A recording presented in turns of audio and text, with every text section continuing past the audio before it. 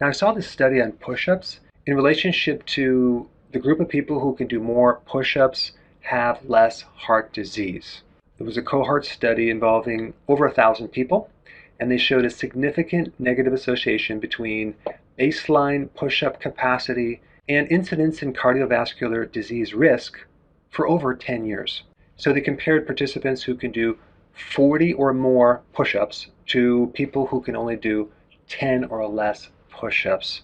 Now, personally, I don't think that being able to do more push-ups will decrease your risk for heart attacks, but I think people that can do more push-ups are more fit.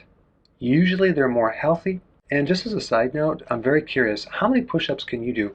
Put it in the comments down below. I want to read that and check it out. What I am more interested in is how much did this study cost? And who pays for these studies? Because what they should be studying, which is way more important, is the causation of heart disease, since it's the #1 killer. They should be doing studies in the relationship between how cardiovascular disease starts. It starts with inflammation in the inner lining of your arteries.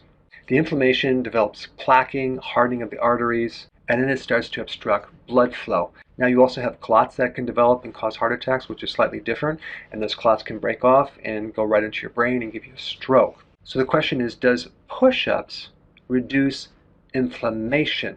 And the answer is, I don't think so. What does increase inflammation is the chronic consumption of refined sugar, but the fact is that the majority of the population is consuming the refined sugars. They should study diabetics with the amount of excess glucose floating through the inside of their arteries. I think refined oils are at the top of the list too. That's high in omega-6, highly inflammatory. Then you have refined flours, you have smoking, you have stress, and the big one is vitamin E deficiency. If you have enough vitamin E in your body, you can protect against a lot of problems in the inside of the artery simply because vitamin E is one of the most powerful antioxidants for cardiovascular problems, because vitamin E protects against oxidation on the inside of your arteries.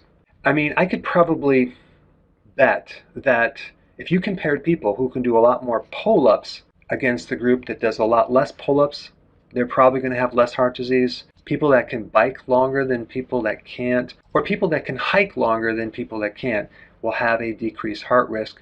Not because of the exercise itself, it's just because they probably have a healthier lifestyle. Now, if you haven't seen my recent video on reversing cardiovascular disease, I put it down below. Check it out.